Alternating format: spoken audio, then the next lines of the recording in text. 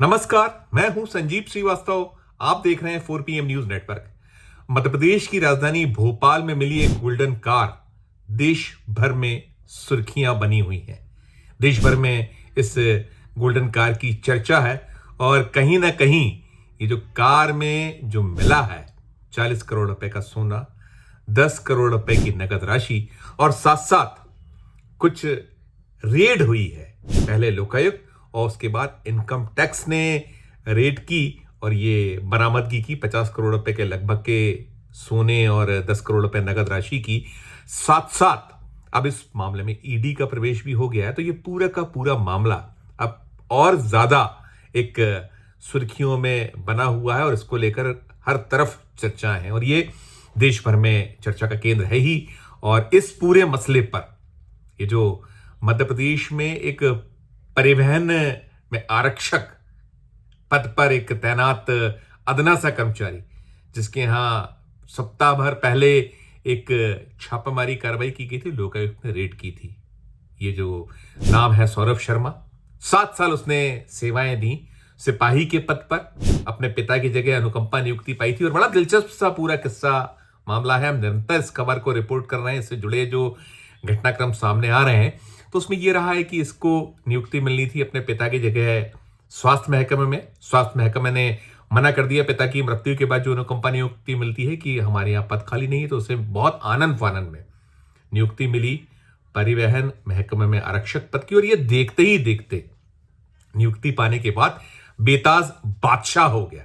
जो चौकियां होती हैं, चेक पोस्ट होते हैं, उन पर पूरा कारोबार ये देखा करता था और ऐसा माना जाता रहा, ऐसा कहा जाता रहा कि पूरे के पूरे तंत्र पर इसका कब्जा था। और निश्चित तौर पर कब्जा तब हो सकता है जब उस पर ऊपर के लोग मेहरबान हों।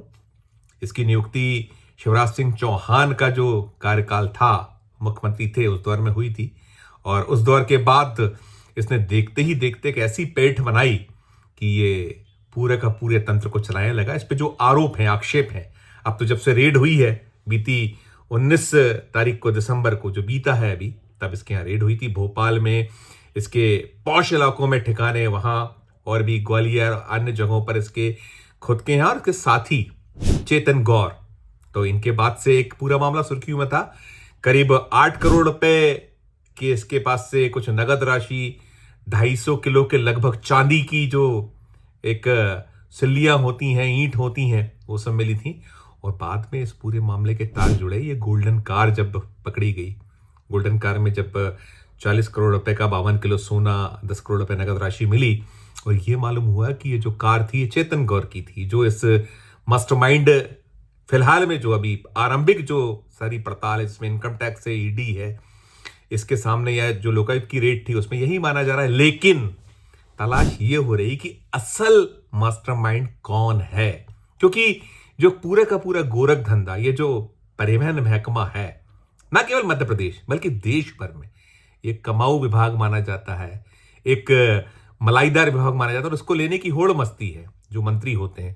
तो अब ये पूरा का पूरा जब घटनाक्रम चल रहा है, इसमें छापे हो रहे हैं, इसमें संपत्तियां, अकूत दौलत बरामद हुई है और ये माना या कहा जा रहा है कि ये अकेले सौरभ शर्मा जो फरार है उसके बारे में ये निकला हुआ है कि दुबई में है।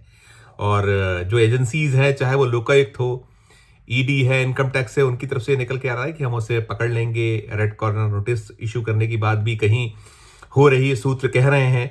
अभी जो आधिकारिक तौर पर बहुत आंकड़े नहीं आए, लेकिन ये जरूर आया है कि 8 करोड़ के लगभग की जो वैल्यू की इसके पास से बरामदगी हुई है, अलग अलग, चाहे वो घर कुछ रहे हो या इसके पास में नगद राशि हो, ज्वेलरी हो, अलग अलग चीजें।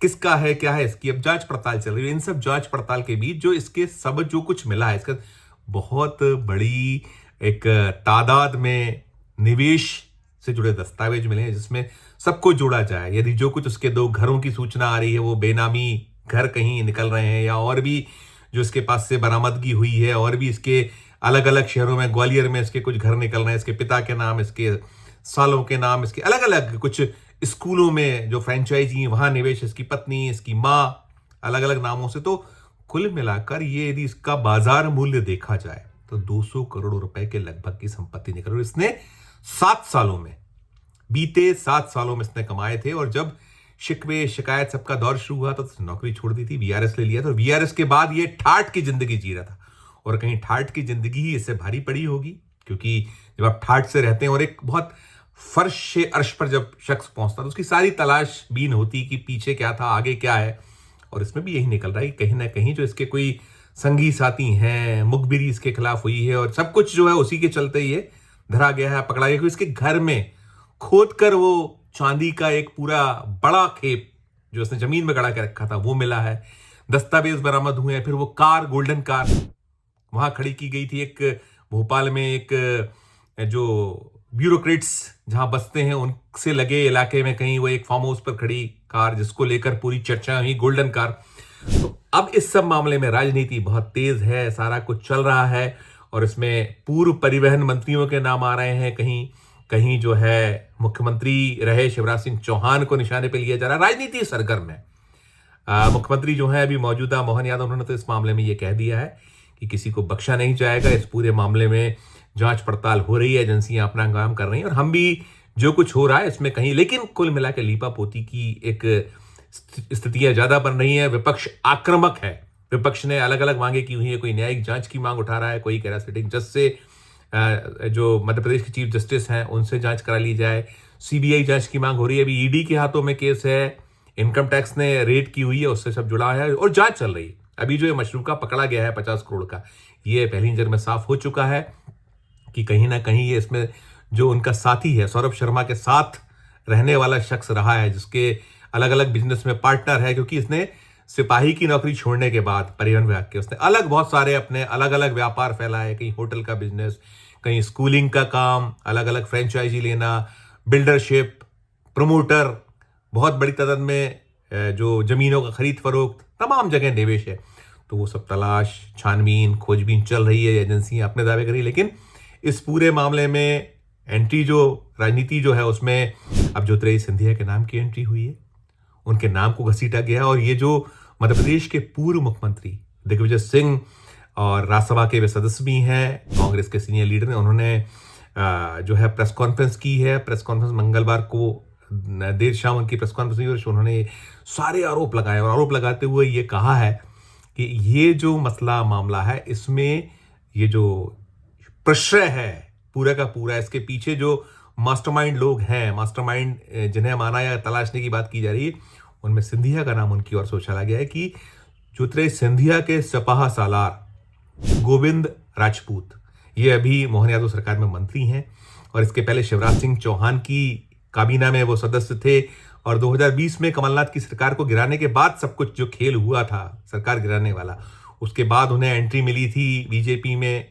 खुद जो ज्योतिरादित्य सिंधिया है वो बीजेपी में चले गए थे, वो केंद्र में मंत्री हो गए थे। ये जो गोविंद राजपूत है, उनके राइट हैंड माने जाते हैं, उनको एंट्री मिली थी पहले शिवराज सिंह चौहान मंत्रिमंडल में। उनका ये आरोप रहा है दिग्विजय सिंह का कि ज्योतिरादित्य सिंधिया के दबाव में गोविंद राजपूत को परिवहन और राजस्व विभाग का दायित्व देना पड़ा था भारतीय जनता पार्टी को, और उन्हीं के राज में सब कुछ हुआ है।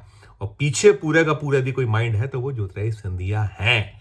ये एक नया आरोप उछला हुआ है, और उसके अलावा भी बहुत सारे आरोप, बहुत सारे प्रत्यारोप यहाँ मध्य प्रदेश में हो रहे हैं। और कहीं ना कहीं जो भारतीय जनता पार्टी से जुड़े नेतागण हैं, जो ज्योतिरादित्य सिंधिया को पचा नहीं पाए हैं, बार बार कहीं ना कहीं जो आपसी टकराव होता है, चाहे वो एक बंद कमरों में हो जाए, कई बार खुलेआम दिखता है। अभी बहुत सारे ऐसे इंसिडेंट्स हुए हैं मध्य प्रदेश में, खुलकर भी साफ दिखा है जब हमने रिपोर्ट की है खबरों को कि श्योपुर जिले की विजयपुर सीट, जहां पर मोहन यादव सरकार में वन मंत्री पद संभाल रहे एक कांग्रेस से आए नेता, जिन्हें कांग्रेस छोड़ने के बाद लोकसभा चुनाव के उन्होंने कांग्रेस छोड़ा था, और फिर उसके बाद उन्हें उस एवज में मुरैना सीट को जिताने के एवज में ये माना गया था, उनको मंत्री पद मिला था मोहन यादव सरकार में। फिर उसके 6 महीने बाद उपचुनाव हुए। जो श्योपुर सीट है, जिससे कि वो प्रतिनिधि रहे, लंबे वक्त तक कांग्रेस के विधायक रहे, और जो 2023 का चुनाव उन्होंने कांग्रेस का टिकट भी जीता था, लेकिन जब उपचुनाव हुए तो बुरी तरह हारे। तो ये भी लगा कि आरोप ज्योतिरादित्य सिंधिया पे कि उनके वजह से वो हारे, और तमाम आरोप प्रत्यारोप हो रहे हैं, सब कुछ चल रहा है यहाँ। खींचतान भारी तरीके से चल रही है, और ये जो पूरा कांड उछला हुआ है, इस कांड में जो कहीं मुखबिरी हो रही है, बिल्कुल पिन पॉइंट चीजें मिल रही हैं कि कहाँ क्या रखा है, कहाँ सोना चांदी गड़ा है, कहाँ दस्तावेज हैं, क्या क्या उनके पास संपत्तियां थी, सारी चीजें।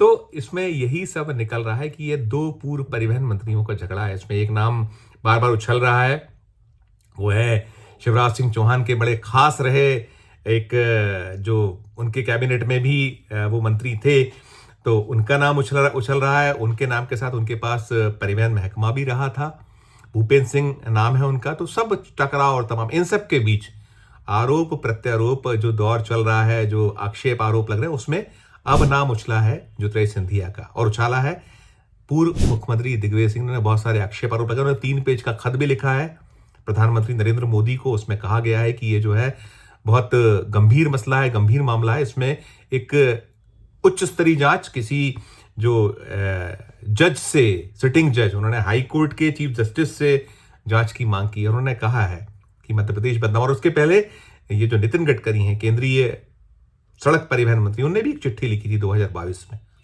उन्होंने उजागर किया था ये जो मध्य प्रदेश में परिवहन महकमे के भ्रष्टाचार को। उन्होंने कहा था बहुत सारी शिकायतें मिली, शिकायतों का उल्लेख हवाला किया था और कहा था कि मैंने कई बार ध्यान दिलाया है लेकिन वो कार्रवाई नहीं हो रही है।